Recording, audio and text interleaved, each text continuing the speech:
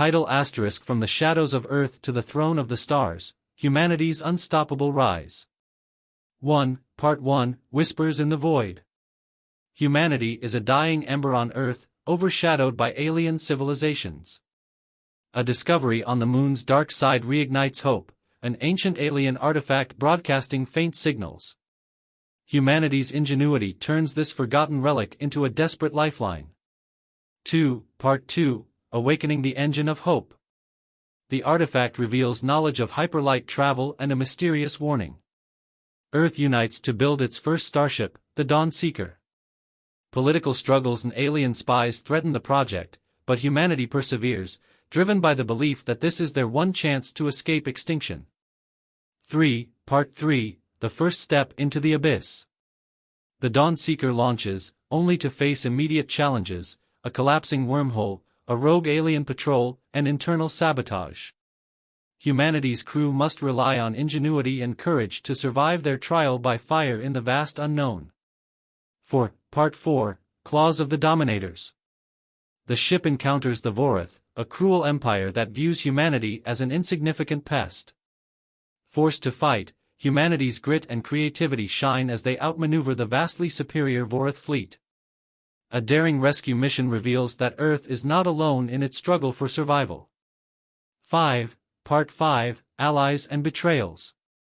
Humanity forges uneasy alliances with alien species oppressed by the Vorath. Through ingenuity and fierce determination, they build a coalition.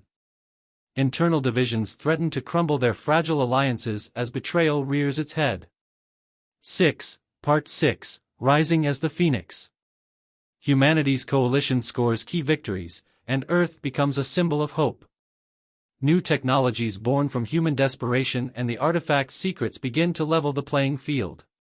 Humanity's resolve is tested in a climactic battle where survival hinges on sacrifice. 7. Part 7, The Throne of the Stars. Humanity stands triumphant, not as conquerors, but as unyielding survivors. They usher in a new era of unity among the stars, taking their place as leaders of a galactic alliance. The echoes of Earth's shadowy past now fuel their bright future. ### Part 1, Whispers in the Void. For centuries, Earth had been a forgotten shadow in the galaxy, a blue orb teetering on the brink of collapse. The great alien empires had scanned it, dismissed it, and moved on. To the rest of the galaxy, humanity was insignificant, its dwindling population bound by scarcity, climate disasters, and infighting. But humanity had one enduring strength, an insatiable curiosity.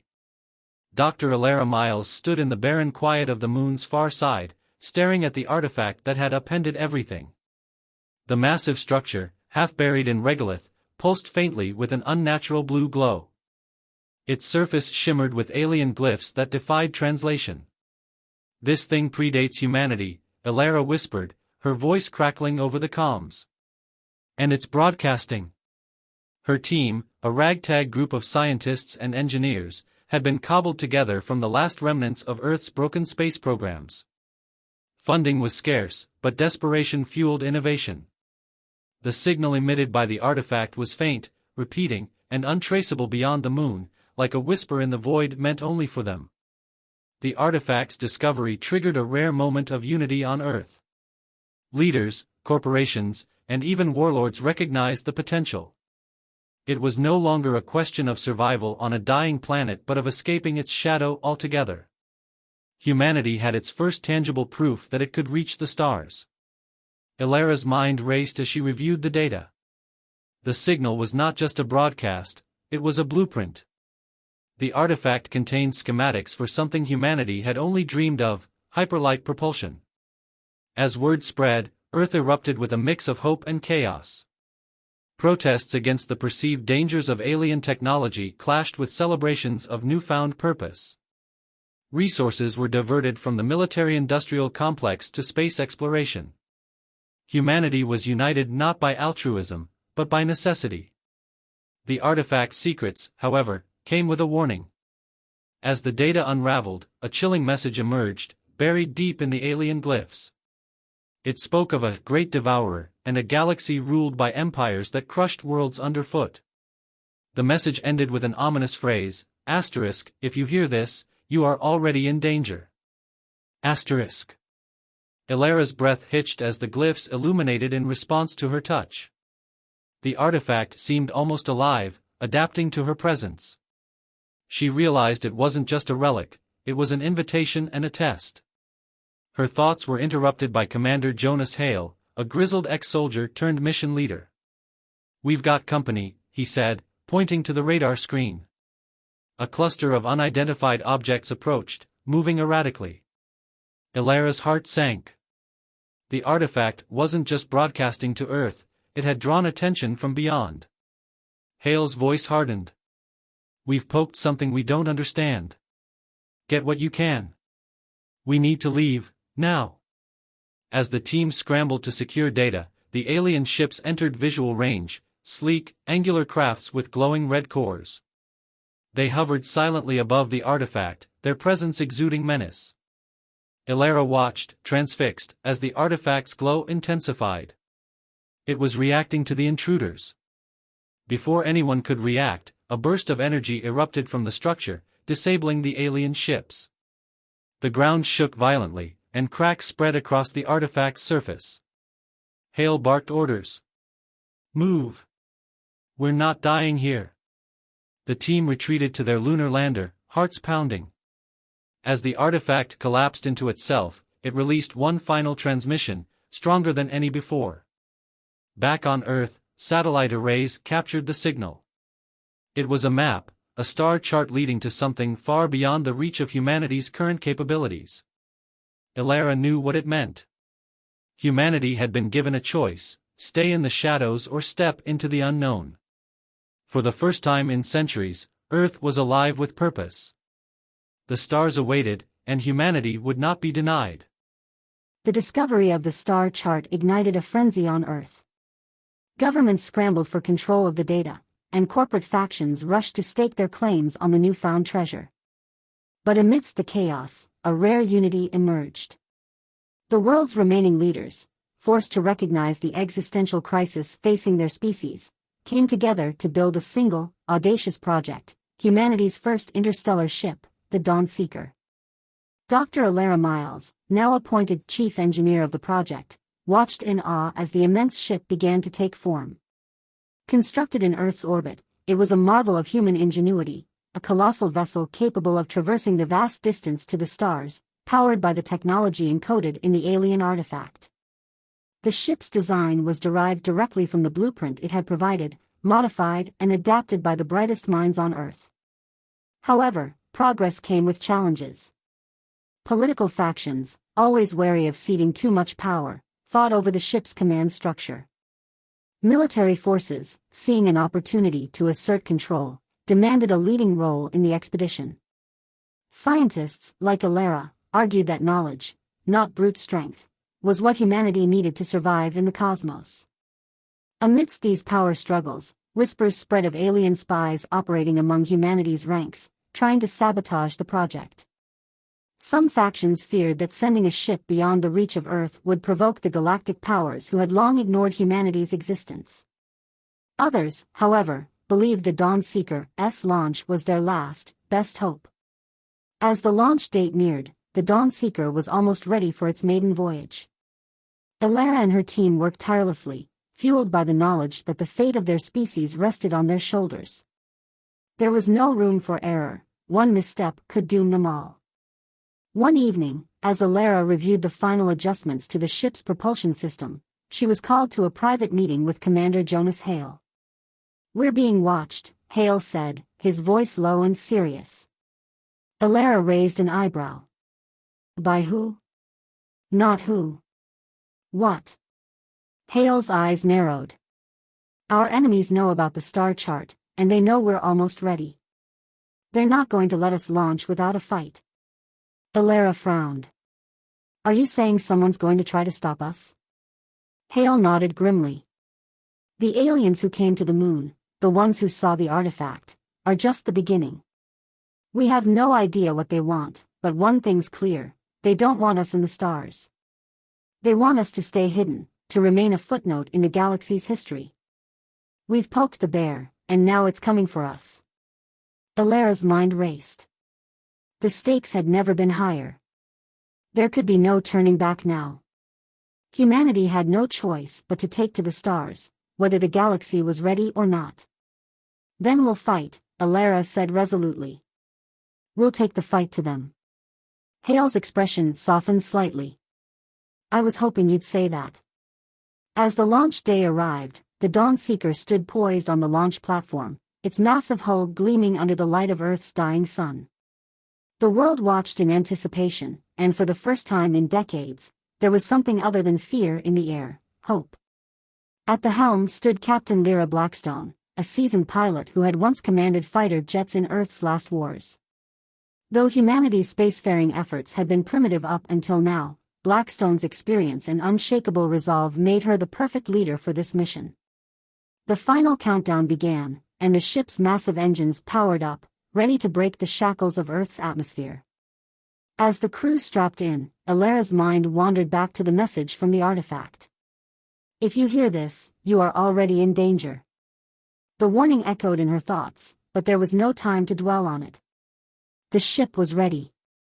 Humanity's moment had arrived. 5, 4, 3, 2, 1, ignition. The Dawnseeker surged forward, breaking free of Earth's gravity with a thunderous roar. As the ship ascended, Alara felt a surge of both excitement and fear. They were no longer bound by the limitations of their planet. They were venturing into the unknown. In the quiet of space, as Earth shrank into the distance, Alara gazed out at the star-streaked expanse before them. The journey ahead would not be easy, but the message was clear. Humanity was no longer content to be a footnote. They were ready to claim their place among the stars. But as the ship's sensors began picking up strange anomalies, flickers in spacetime, sudden bursts of energy, Alara knew that their journey was already being watched. The galaxy had noticed their arrival, and whatever dangers lay ahead, they would have to face them head-on. Ready for anything, she whispered to herself. For humanity's future. The Dawnseeker sailed onward, leaving the shadows of Earth behind, its path marked by the unshakable resolve of a species determined to rise. What do you think of this progression? Should I tweak anything, or are you happy with the direction it's going? The Dawnseeker had broken free from Earth's grip, and humanity's first step into the galaxy was underway. As the ship glided toward the coordinates provided by the artifact, Alara couldn't help but feel a strange mix of wonder and dread. They were no longer bound by their planet's confines, but the universe was a vast and uncharted territory, and its dangers were unknown. As the Dawnseeker moved deeper into space, the crew marveled at the sleek efficiency of the alien propulsion system. The ship's engines hummed with a power that surpassed anything humanity had ever dreamed of. The stars streaked by in brilliant lines as the ship approached the first jump point, a newly discovered wormhole that would propel them across vast stretches of space in an instant. But there was an eerie silence aboard the ship, as if the crew could feel the weight of the unknown pressing down on them. "We're approaching the wormhole," Captain Lyra Blackstone's voice crackled over the comms. "Prepare for jump." Alara stood by the observation window, her heart pounding. They had trained for this moment, but nothing could prepare her for the sight of the swirling vortex ahead. The wormhole's core glowed with an unnatural energy, a swirling mass of color and light. It was beautiful and terrifying all at once. "Everyone ready?" Lyra asked, her voice steady but with an edge of tension. A chorus of affirmative responses came back, though Alara could hear the strain in some of their voices. The crew was composed of humanity's best, but the weight of their mission pressed down on them. Failure was not an option. The ship surged forward, and as it entered the wormhole, Alara's stomach lurched. She braced herself against the wall, watching the stars twist and bend in impossible patterns outside the window. The ship trembled as it passed through the rift in spacetime, the pressure of the jump stretching every molecule in her body. And then, just as suddenly as it had begun, it was over. The Dawnseeker emerged from the wormhole, and Alara's breath caught in her throat. Ahead of them lay the unknown, an uncharted region of space, devoid of any recognizable stellar formations. This isn't what I was expecting," Lyra muttered under her breath. The map they had followed from the artifact led them here, but they were now in an empty void, an area where no stars could be seen. Before Alara could respond, the ship's sensors began to beep wildly. An anomaly appeared on the edge of their detection grid, a large, dark shape moving toward them at incredible speed. "Hold tight," Lyra ordered. "Brace for impact." The crew scrambled to secure themselves, but Alara's mind raced. The dark shape was unlike anything she'd ever seen. It was massive, an enormous presence in the otherwise empty void. It wasn't a ship, but it was alive, something far older and more dangerous than anything humanity had ever encountered. Alara's eyes widened as she realized what it was. "It's a gravity well, no, it's a ship." Before she could elaborate, the shape surged forward, and a flash of energy erupted from it, striking the Dawnseeker with a deafening roar.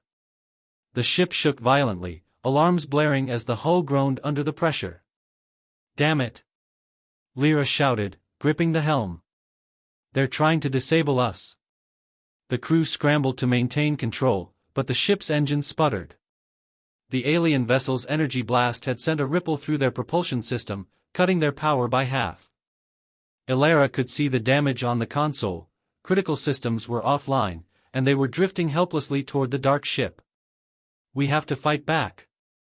Commander Hale's voice came through, sharp with urgency. "We don't even know what we're dealing with," Alara retorted, panic rising in her chest. She had never seen a ship of this size or power. The Dawnseeker wasn't equipped to handle something like this. "Can we make the jump again?" Hale asked. Alara's mind raced as she analyzed the data. "We're too damaged. The wormhole drive needs more power, and we can't risk another jump without full diagnostics." Suddenly, the lights aboard the Dawnseeker flickered. A wave of static washed over the communications channels, followed by a voice, a deep, resonant voice that vibrated through the ship's metal walls. "You are not welcome here." The message echoed in Alara's mind, and for a moment, time seemed to stop. The voice wasn't just a threat, it was an ultimatum. Whoever, or whatever, was on the other ship knew exactly who they were, and they didn't intend to let humanity proceed any further. The Dawnseeker lurched again as another blast struck the ship's hull. The crew struggled to keep their composure, but it was clear they were being overwhelmed. The alien ship's weapons were far more advanced than anything humanity had ever encountered. As the seconds dragged on, Alara's mind raced. There was no escape. No immediate way to fight back. But they couldn't just give up. "We have to outthink them," Alara said aloud, more to herself than anyone else. "How?" Hale asked, his voice tight with frustration.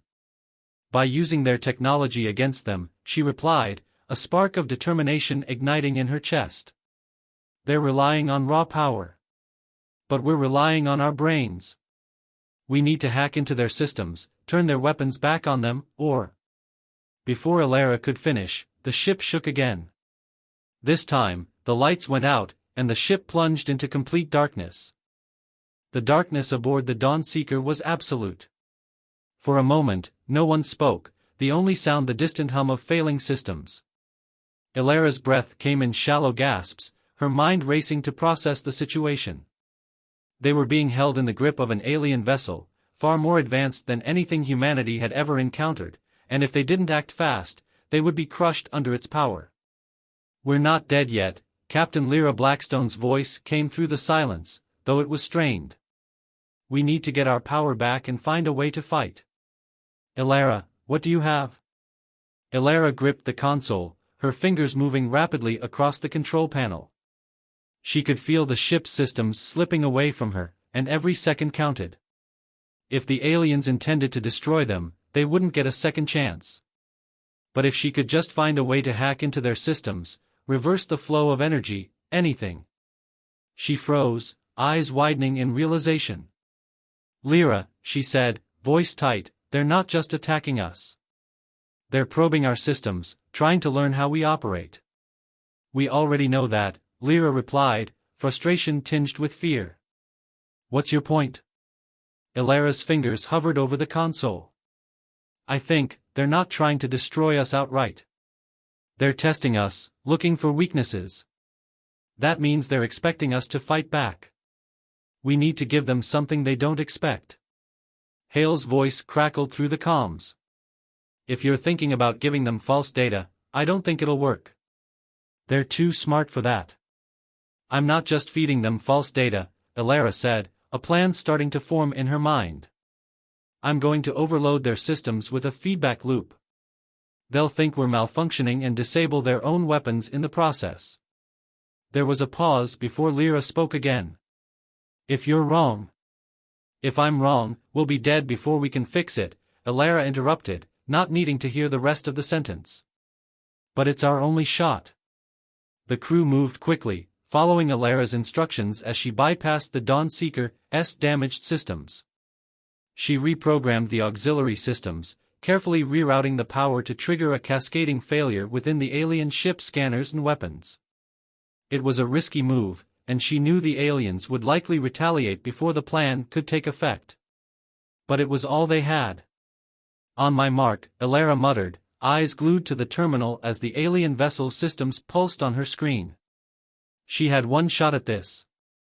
Ready, Hale's voice was steady but edged with the same fear Elara felt deep down. There was no turning back now. Mark. Elara slammed her hand onto the final button. The Dawnseeker lurched violently as the feedback loop took hold. Sparks flew from the console, and the alien ship's energy signature flickered wildly. Elara's heart raced as she watched the results on the screen. At first, nothing seemed to happen, but then a burst of energy from the alien vessel shot outward, but it wasn't directed at them. Instead, the blast veered off course, slamming into the ship's own systems.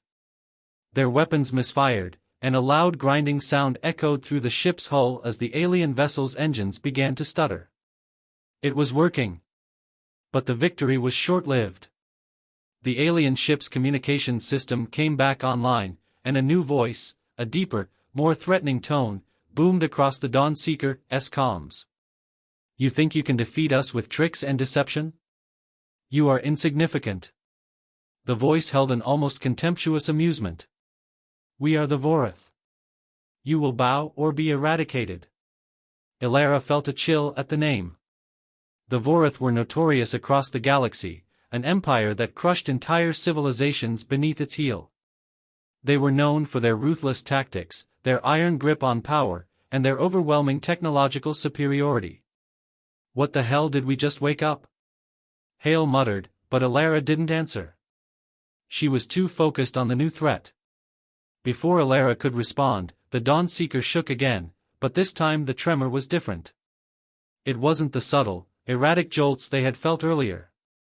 This was something far worse, a violent shudder that rattled the entire ship. A blinding flash of light filled the observation window, and Elara gasped as she saw it. Another Vorath ship, massive and imposing, had appeared from nowhere, dropping out of stealth mode. The sleek, black vessel was a terrifying sight, gleaming surfaces and long, sweeping arms that radiated an aura of lethal intent. The Vorath had not only detected their trick, they had anticipated it. The Dawnseeker was surrounded. There was no escape. Everyone, brace yourselves, Captain Lyra barked, her voice taut with authority. We're not out of this yet. The Vorath ship opened fire with precise, devastating shots. Each blast sent shockwaves through the Dawnseeker, pushing it closer to the brink. Elara's heart raced as she desperately tried to reroute power to the shields, but it was too late. Their defenses were no match for the Vorath's weapons. Lyra, we need to fight back. Elara shouted, panic rising in her chest. We can't keep taking hits like this. We don't have a choice, Lyra replied, her voice low, a bitter edge creeping in. We have no chance against them. Not yet. But Elara wasn't listening. As the ship rocked again, her mind raced. The Vorath may have had superior firepower, but humanity had something else: creativity, resourcefulness, and sheer willpower. And that, Elara knew, was worth more than any weapon in the galaxy. Commander Hale, Elara said, her voice steely with determination.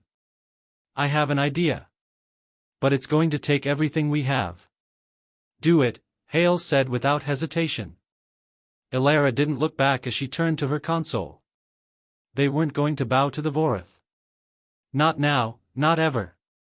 It was time to show the galaxy what humanity was made of. The Dawnseeker was buckling under the assault, but Elara wasn't willing to surrender. The Vorath had underestimated humanity's resolve. There had to be a way to turn the tide, to make the galaxy realize that Earth's people wouldn't be crushed so easily. Elara, Captain Lyra Blackstone's voice came through the comms, tight with urgency. Whatever you're planning, we don't have much time. Elara's fingers flew over the console, racing against the clock. The Vorath's ship was continuing to fire, each blast closer to breaching the hull. The crew was barely holding on, and her stomach churned with the knowledge that if they failed, they would be nothing more than a footnote in the annals of the galaxy's history, a species snuffed out before it ever had a chance to shine. I'm trying to tap into their communication system, Elara said, her voice steady despite the mounting pressure. We need to confuse them, create a distraction. Something to buy us enough time for a counterattack. I don't like it, Commander Hale's voice interjected. This feels like a last-ditch effort. That's because it is, Elara snapped back. But we don't have the luxury of playing it safe.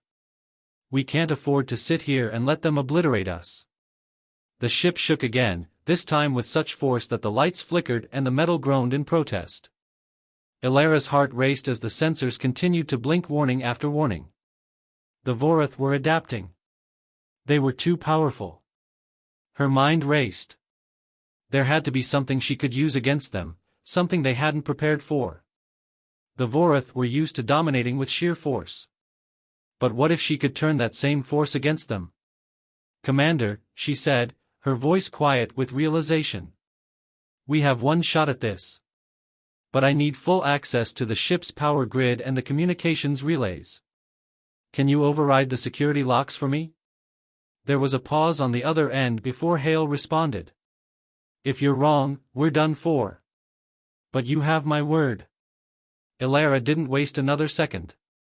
Her fingers flew over the console, pulling up every available system and rerouting power to the ship's weapons. But this time, she wasn't going to attack directly. Instead, she was going to use the Dawnseeker's own systems as a weapon, by hijacking their frequency and bombarding the Vorath ship's communication lines with overwhelming static and fake distress signals. Are you ready? Elara asked, her voice cool with determination. Let's do it, Lyra replied. The Dawnseeker lurched once more as the crew activated the last phase of Elara's plan. The ship's systems hummed to life, redirecting power, flipping every circuit to feed into the artificial interference that Elara had set in motion.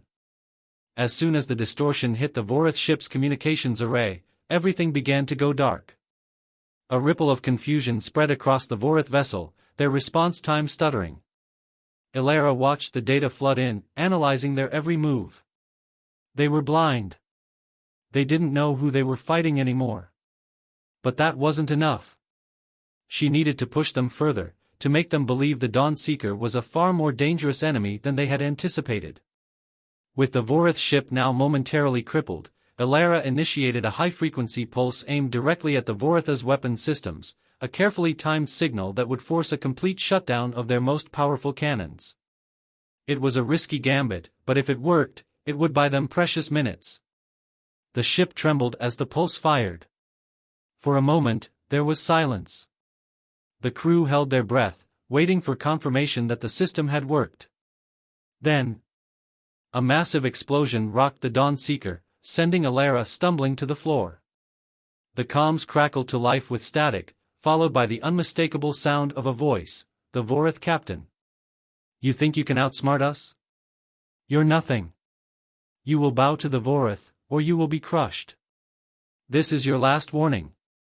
The voice cut off abruptly, and the ship's entire hull shuddered as it was pelted by another blast. The Dawnseeker's shields flared, flickering under the strain, and Elara could feel the heat of the impact even through the thick steel walls. They were running out of time. Elara! Lyra's voice came through again, desperation thick in her tone. This isn't working. We're losing power faster than we can fix it. Then it's time for the final move, Elara said, her mind racing. Lyra, if we can't outrun them, we'll have to outsmart them. She turned to the crew. Prepare to activate the self-destruct sequence. We'll take them down with us if we have to. The entire room fell silent at her words. Lyra's voice was a hard whisper. Elara, are you sure? No, Elara replied, her hands shaking slightly as she began entering the final command. But I'll be damned if we let them win. Hale's voice came through next, calm and unyielding. Ready when you are, Elara. For humanity. Elara took a deep breath, her fingers poised over the console. The countdown was set, and in her mind, she could already hear the seconds ticking down. If the Dawn Seeker was going to die, it would take the Vorith with it. As the countdown began, Elara activated the final part of her plan. She rerouted the ship's remaining power reserves into a massive, concentrated energy pulse. With their shields failing and their weapons offline, the Vorith ship wouldn't see it coming. The Dawn Seeker was a weapon in its own right, and Elara would make sure that humanity's first venture into the stars didn't end in defeat. The final countdown was already ticking away, a quiet promise of chaos that echoed through every member of the Dawn Seeker's crew. They were running out of time, and yet, for Elara, it felt as though time had stopped. The ship groaned under the strain, its hull cracked and smoking from the brutal assault. The alien Vorith ship was only a few meters away now, poised to finish them off with a final strike. Elara stared at the console, the countdown flashing on the screen. There were no more options. There was no escape. If the Dawn Seeker didn't make it through, humanity's first and last mission into the galaxy would end here, in the black void between the stars. And then, something unexpected happened. A flicker. A flash of light. A ripple in space itself. The Vorith ship, which had been bearing down on them, suddenly shuddered, as if struck by an invisible force. Its massive bulk twisted unnaturally, and for a brief moment, the Dawn Seeker was bathed in a strange, ethereal glow. The pulsating energy that had been relentlessly aimed at them stopped, and the Vorith ship seemed to hesitate, as though caught in the grip of an unseen force.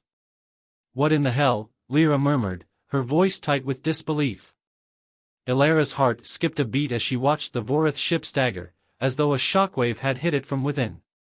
The readings on her screen spiked, the alien vessel's systems now fluctuating wildly. It wasn't just malfunctioning, it was destabilizing. Did you see that? Elara said, her voice filled with awe.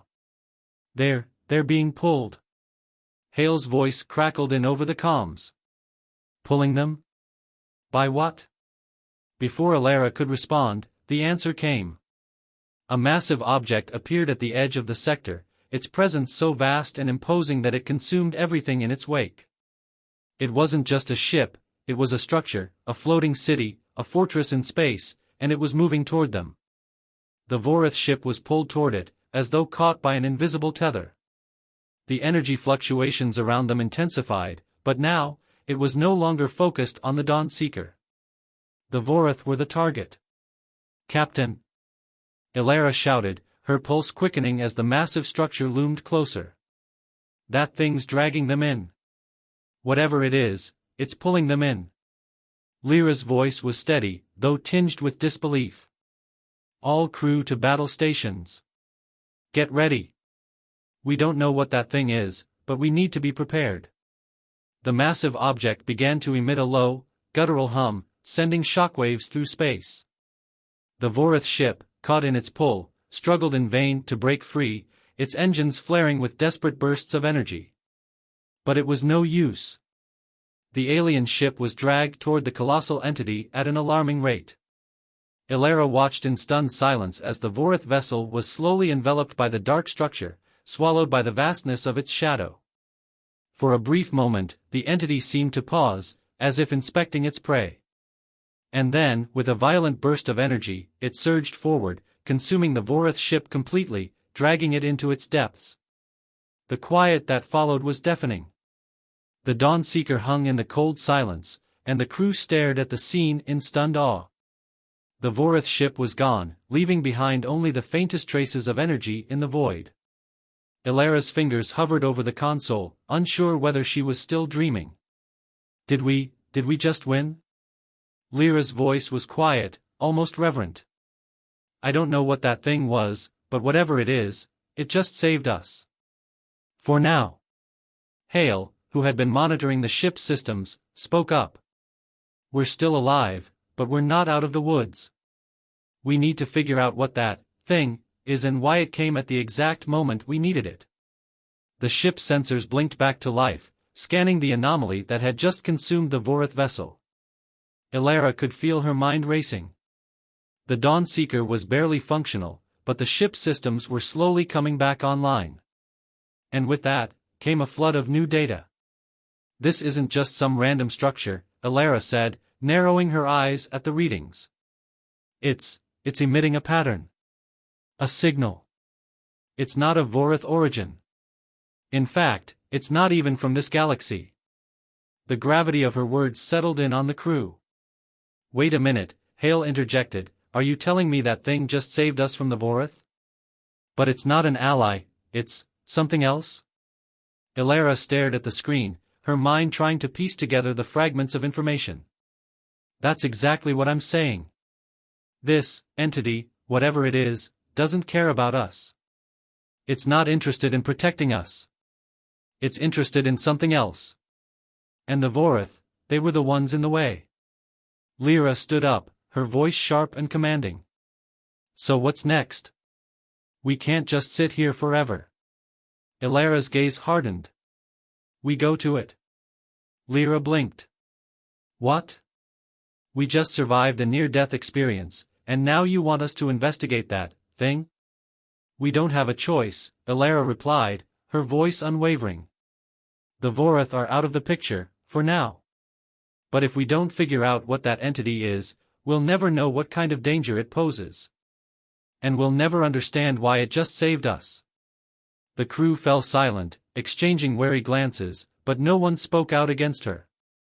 In the end, they were survivors, and that meant doing what it took to stay alive. And so, as the Dawn Seeker slowly turned toward the mysterious entity, Ilara knew that their journey had just begun. The galaxy was no longer just a vast expanse of stars. It was a battleground, a place where ancient forces beyond human understanding were stirring, and humanity was going to find its place among them. But they were no longer alone. And whatever waited for them in the darkness of the void, Ilara was determined that humanity would be ready. The Dawn Seeker drifted toward the colossal entity, its once pristine hull now battered and scarred from the Vorith assault.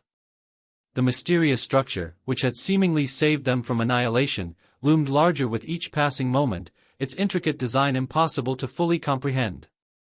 It defied all logic, an ancient, organic shape interwoven with metallic tendrils, radiating an almost primal energy. Ilara stood at the front of the command deck, her eyes locked on the view ahead. The strange structure seemed to pulse in a rhythmic pattern, as though breathing in the void. She couldn't shake the feeling that it was aware of them, watching them with an intelligence far older than humanity itself. We're within range, Hale said, his voice tinged with both awe and trepidation. Sensors are picking up strange readings. Energy levels are off the charts. Any signs of other ships? Lyra asked, her voice tight with caution. None, Hale replied. The area around us is clear. It's just us and, whatever that is. Ilara nodded, but her mind was racing. The Vorith ship was gone, absorbed into the strange structure's depths, but what did that mean for humanity? What did this entity want with the galaxy? Was it an ally, or was it a threat? And why had it spared them, of all ships? I'm opening a comm channel, Ilara said, taking a steadying breath. If this thing is alive, or if it's some kind of ancient intelligence, we need to find out what it wants. The bridge fell silent as Ilara initiated the communication sequence. The ship hummed softly, and for a brief moment, there was nothing. Then, a deep, resonant tone filled the comms. It wasn't a voice. It wasn't even sound, really. It was more like a vibration, a frequency that seemed to penetrate deep into their bones. Ilara's breath caught in her throat as the ship's systems began to flicker. The strange entity was responding. Or at least, it was trying to communicate. The frequency grew louder, more insistent, until the ship's console suddenly sparked to life. A cascade of symbols, unlike anything Ilara had ever seen, scrolled across her screen. Alien, abstract, and yet, somehow familiar. It was as though the symbols were not meant to be read, but understood on a deeper, more primal level. "Can you make sense of this?" Lyra asked, her voice tight with both wonder and fear. "I'm not sure," Ilara replied, staring at the symbols. There was something undeniably powerful about them, something ancient. But it wasn't like anything humanity had ever encountered. Not even the Vorath had knowledge like this. "I think," Ilara began slowly, "we're looking at the remnants of an ancient race. An intelligence that predates even the oldest civilizations we know. This structure, it's not a weapon, not in the traditional sense. It's something more. A keeper of knowledge. A guardian." The comms crackled again, and the vibrations became more distinct, like a deep voice whispering through the fabric of space itself. Ilara's head buzzed, and for a fleeting moment, she felt a presence, a being far beyond human understanding. It was there, but not there. It was watching, but it didn't need eyes.